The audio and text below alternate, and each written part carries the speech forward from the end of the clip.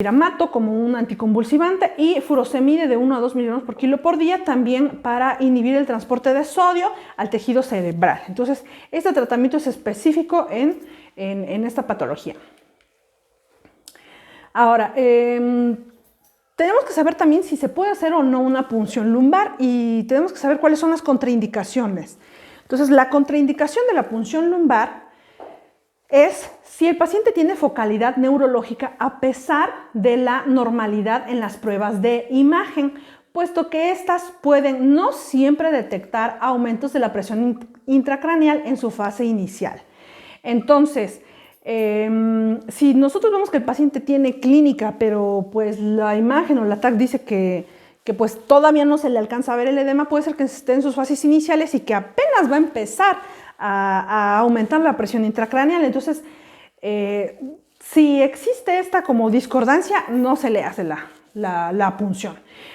Otra contraindicación es sospecha de hipertensión intracraneal secundaria a infección del sistema nervioso central hasta que no se realicen estudios de neuroimagen debido al riesgo de herniación por disminución de la presión infratentorial. Entonces, y también esta es una de las más importantes y con las que tenemos que tener cuidado. Entonces, estas son las contraindicaciones y es necesario que las sepan. Ahora, ¿qué otro diagnóstico diferencial o con qué otra cosa tenemos que tratar de hacer la diferencia o en qué otra cosa podemos pensar aparte de la hipertensión intracraneal? Pues uno, en una hipoglucemia. ¿Por qué? Pues porque tiene alteraciones del estado mental, ¿no? Entonces puede ser que el paciente empiece a estar estuporoso, más en el paciente lactante, en el cual tiene mayor afectación de sus cifras de glucosa o que son como que un poquito más extremas. En la encefalopatía metabólica, entonces si tiene algún otro proceso de etiología metabólica, lo podemos confundir con una hipertensión, entonces ese es otro diagnóstico diferencial.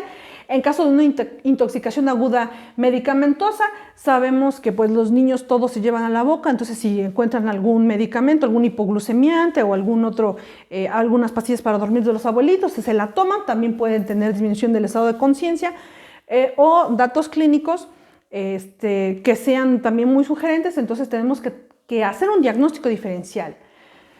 Otro sería un estatus epiléptico no convulsivo. Este puede presentarse con una variedad clínica que incluye alteraciones del estado mental y finalmente con una migrafía hemipléjica. Entonces, esta se caracteriza por cefalea, con debilidad motora durante la fase del aura. Es una migraña hemipléjica, perdón.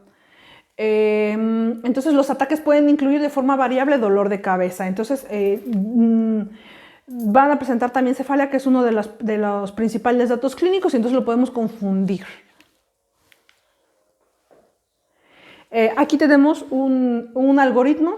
Este algoritmo se va a basar en la medición de la presión intracraneal con la medición de la saturación yugular de oxígeno. Entonces, si ustedes recuerdan, quedamos que lo normal, lo que se debe de tratar de mantener es entre 55 y 75%. Entonces, aquí dice que si tenemos cómo medir la saturación yugular de oxígeno y está más de 75%, puede haber un aumento del flujo sanguíneo cerebral e hiperoxemia. Esto es hiperoxemia. Entonces aquí se puede utilizar la hiperventilación, se mide nuevamente la presión intracraneal. Si aumenta, pues se utiliza manitol, tiopental e hiperventilar aún más. Y si disminuye, pues se hace una reducción progresiva de la hiperventilación. Nuevamente aquí, si tenemos una saturación yugular de oxígeno de más de 75, tenemos que ver que haya, o descartar un infarto, o ver que en el Doppler no hay una disminución, y también se puede utilizar manitol, tiopental, y en esta no hay que hiperventilar específicamente. Si lo tengo, esto es en caso de que esté más de 75, ¿no? O hiperoxémico. En el caso que lo tenga como que dentro de lo normal, entre 55 y 75, pues también recomiendan manitol, tiopental e hiperventilar.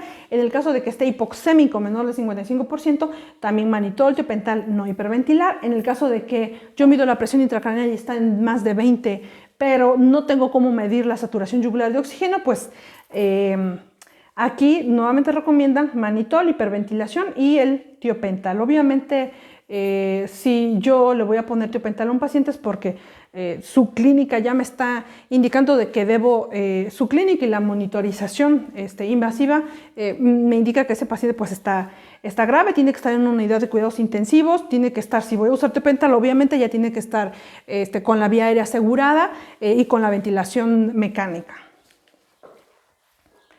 Y finalmente aquí se me hizo también muy ilustrativo. Si tengo una imagen con signos de hipertensión intracraneal, si tengo un niño con una presión intracraneal de más de 20, tengo una sospecha clínica de hipertensión con signos de herniación, obviamente primero tuve que haber detectado los datos iniciales de hipertensión. Ya si yo veo que esto continúa, entonces tengo que avisarle a un neurocirujano para que haga una valoración. Los signos de herniación inmediata pues van a ser coma, que el paciente esté anisocórico, cefalea intensa, una respiración anormal, que tenga hemiplegia, postura de decorticación o de descerebración, hipertensión arterial con bradicardia o taquicardia.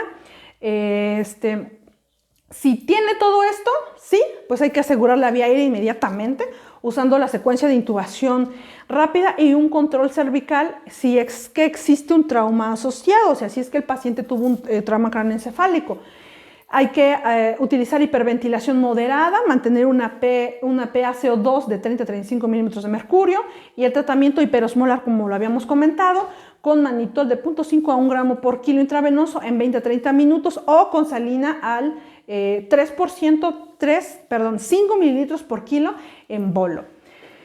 Y las medidas generales que las vamos a comentar. Entonces, si el paciente no tiene estos datos, entonces se le dejan solo medidas generales. Entonces, en el caso de que sí sea positivo, le hacemos el tratamiento, asegurar la vía aérea, lo medicamentoso, más las medidas generales. Las medidas generales, hay que mantener la presión de CO2 igual entre 35 y 45 milímetros de mercurio. Se trata de buscar una oxigenación adecuada y también una tensión arterial lo más estable posible. La elevación de la cabeza de 15 a 30 grados, como lo habíamos comentado, en la línea media. Hay que hacer prevención de las convulsiones, administrando anticonvulsivantes. Hay que hacer también control de la temperatura, como les había comentado previamente. Analgesia y sedación. También utilizar la dexametasona, aquí está indicada específicamente en este cuadro a 0.5 miligramos por kilo con un máximo de 10 miligramos cada 6 horas en el paciente con lesión con efecto de masa como un tumor o un absceso. Habíamos comentado esto previamente. Y la realización de la tomografía craneal y tratar de ver o de indagar para dar un tratamiento etiológico. Entonces necesitamos una valoración también por el neurocirujano para ver si amerita tratamiento quirúrgico aparte del tratamiento médico y una monitorización de la presión intracraneal cuando esté indicado. Entonces no siempre se puede medir la presión intracraneal directamente porque es un método invasivo. Entonces, solo cuando está indicado y obviamente cuando está en una unidad en la que tienen los recursos para medir esta presión intracraneal. Entonces, pues creo que por mi parte eso fue todo.